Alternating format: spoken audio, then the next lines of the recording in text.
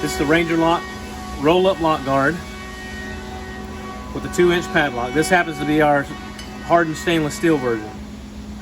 Here's your standard whiting door lock. All you do is you place the 2-inch lock. It slides right up in here. You just kind of hold it like that to be ready, positioned to go through that hole. All you do is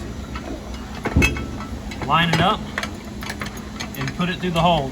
Note that this handle's spring loaded on most, so you might have to push it down a little bit for it to go straight in. So, there you go. So all I'm doing is lining it up just like this, setting it right in line, pushing down on the handle a little bit because it's spring loaded. It slides right in. I turn the lock up underneath, and then I'm holding it with my fingers here to lock it.